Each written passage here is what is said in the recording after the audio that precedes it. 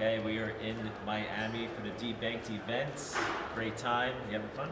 I'm having a great time. He's going to be hanging out for a few days. His family's coming down. So I got Rick here. So a little bit, just tell us what you learned at this show today. What I learned at the show today was a little bit about software. There's smarter ways to do your underwriting as a funder. From a sales standpoint, we had a good presentation by Everest telling us how, as an ISO, to really suss your deals out, put a cover sheet on your submission, and highlight the deal points. So when you're shopping for funders, it's easier for them to decide exactly whether they're going to fund the file or not. So I thought this saved time, and it makes them look better with funders. Yeah, that's really good. A totally different perspective coming from him. It's funny because people join the training, right? When people join the training, I don't know anything about them. I just see a name. You see a little picture, right? But you never know what their background is, and it's impossible to know everything about everybody, right? Well, it's just a name on a Facebook page. So when we met in person, I was shocked that he's a lender. He's a funder. And he does other things too, obviously. So anybody that's in the group obviously can reach out to him directly, but just go into a little bit more on what you're doing today and how you can help people in the group. Sure. I'm here as a syndicator and as a direct funder. So I'm here looking for contacts, looking to build relationships. I'm looking for ISO relationships specifically, people that can bring me deals, can bring me files that I can fund, and also looking for relationships with other funders that I can go in with on deals. So as a small funder / syndicator, I'm relatively new in the business, less than a year. It's all about relationships with me, people that you like doing business with, people that you can trust, and people that are accountable. If they say they're going to give you something tomorrow, it's not 3 days from now, it's tomorrow. So as a businessman, I'm looking for people that I can depend on. So that's exactly what I'm looking for, and probably what everybody's looking for, right? Yeah. It's funny that he mentioned, and we talked about this before we made the video, is that people do business with people they like.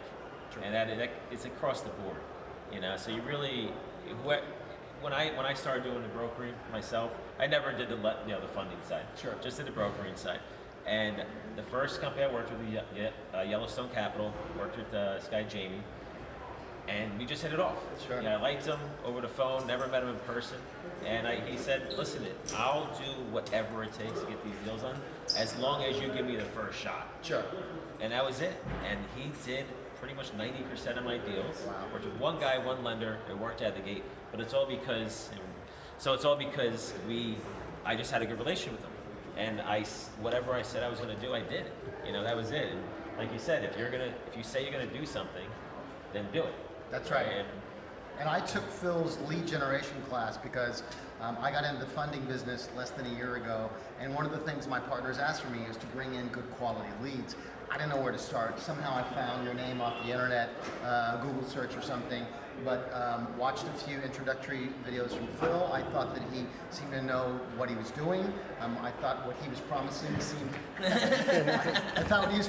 seemed like very valuable. And I took the course, and I learned a lot from taking the course. Not only how to generate leads, but the product that you offer. Sometimes you offer different classes combined, and so I thought it was a great value, and I learned a lot about this business by the way of Phil. So it's funny that we're meeting here in person because you can connect on the Facebook group as much as you want, but inevitably you have to come to events like this, meet people like me and Phil, and really cement your relationship and not just be some name on the internet. This is what makes the difference, and this is, I'm not going to forget Phil, he probably won't forget me, and this is the value in coming to these kind of events. Yeah. And we always say that, we put the time and effort into it. Obviously, we hand over any information that we get, just like right here, we're handing it to you. There you go. So yes, you definitely should put that time and effort into it. Not everyone can. Yes. Right? It just is what it is. They just can't do it. So we do the best. That's why we make these videos. And he's asking me before, he's like, man, you put a lot of content making these videos. I'm like, yeah, it's a lot of work, man. Debbie, I can go upstairs, start drinking. I love to eat. James loves to eat. And we just keep drinking and just forget about all this stuff. Sure. But I'm like, wow, I got to now spend the next couple of hours, find these people, let's make some videos, let's get the knowledge out there for everyone, right?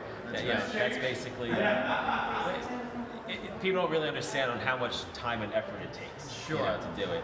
So, absolutely, and I think the community that you've been rewarded with by producing all this original content must mean you're getting something of value, or you wouldn't have so many followers like you do. Right. Yeah.